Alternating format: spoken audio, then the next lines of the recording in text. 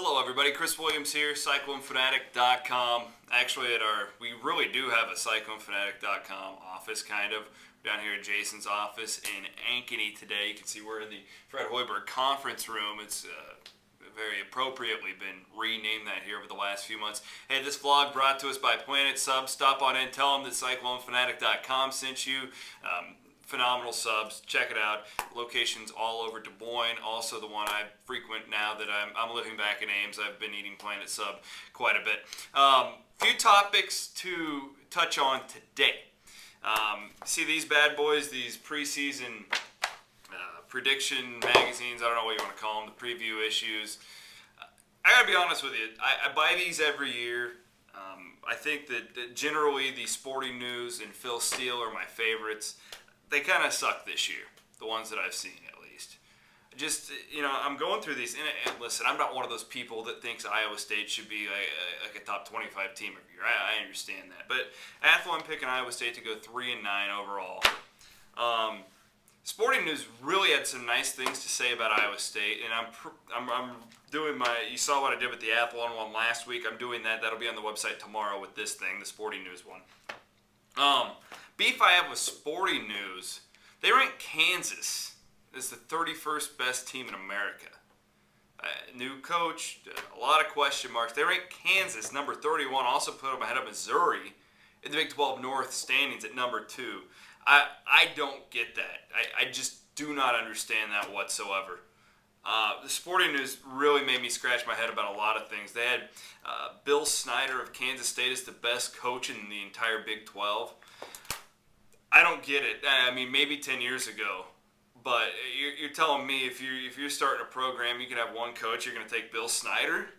Give me a break. That's just asinine. So I'm not blown away by Sporting News either, although I think they did have nicer things to say about Iowa State. I think they have a little more faith in the clones. Again, that will be on the website tomorrow, so look forward to that. I'll be getting my media edition of the Phil Steele thing here in a couple of weeks, so we'll be sure to go over that. A couple other notes. I wrote a little blog piece yesterday on why I thought that the Iowa State Northern Illinois season kickoff on Thursday night, the 2nd of September, should be on television. Some of your responses actually disturbed me, bothered me. One of you, I don't remember what your username was, but you said that Iowa State's going to blow out Northern Illinois. That's crazy. Listen, if it happens, great. But if you're setting up those expectations on your own, and if you're setting up those expectations on the team, and the fan base starts thinking that, when you guys all melt down on September 2nd, if Iowa State would lose to Northern Illinois, which they could, okay, this is a good football team. I don't think that they will. I mean, I'm going to pick them to win that game. But this is a team who most people are picking to win the MAC. And if not the MAC, to get to the MAC championship game. This is a team with Chad Spann, who is an all-MAC running back. They returned 9 starters on defense from a team that was pretty good last year. I believe 6 starters on offense. They have a salty quarterback. This is a good football team. This is not a team that Iowa State can just show up and play against. They have to show up and play hard. I mean, they have to play a good game on September 2nd to beat Northern Illinois. It's a respected program, a good team, and to think here on June 3rd that Iowa State is going to put the expectations on Iowa State's defense to blow this team out is wrong. Don't do it. I'm just warning you.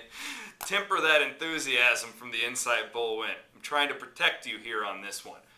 Because I don't want to have to put up with the meltdown at Cyclone Fanatic if maybe Iowa State escapes in overtime or something. A win is a win in that one, if I could steal that cliche. That's a good football team. Don't be expecting a blowout when Northern Illinois comes to town to start off the season. Want to quickly touch on a couple of basketball notes. One in particular, Royce White, the guy who's leaving Minnesota. He's had some issues. A lot of discussion. Should Iowa State take him? Should they say no to him due to the off-the-court troubles? My opinion, yes. If you can get Royce White, you take Royce White. This program is in no position right now to turn away that talent. But I do think you put some parameters on this. I think that you sit down with him and you lay down the law and you say this is how it's going to be, and if it doesn't, you're gone. Now I realize there's APR issues. You don't want to you don't want to go there, but he's just too talented. You can't pass him up right now. If you're Fred Hoiberg and TJ Otzelberger and Jeff Rutter and the crew, you got to take a talent like that if you can get him.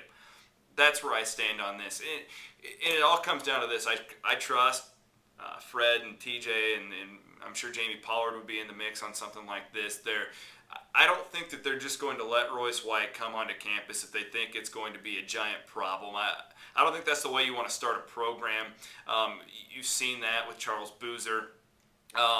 There's a significant talent difference between Charles and Royce White, but I don't think that Fred Hoiberg, from what I know of him, I don't think he's the type of guy that's just going to bring this troublemaker on and let him run the city. I don't buy it that it's going to go down like that. So, if you have a strong opinion one way or the other, I would say this with Royce White. One, we don't even know if Iowa State's if it's going to come down to Iowa State. It could. I mean, I think they're going to have a shot, but I would just put your trust in these guys and Iowa State's athletic administration that the right move will be made. I just don't see them rolling the dice right now with a guy like Royce White if they don't think it's going to pay off.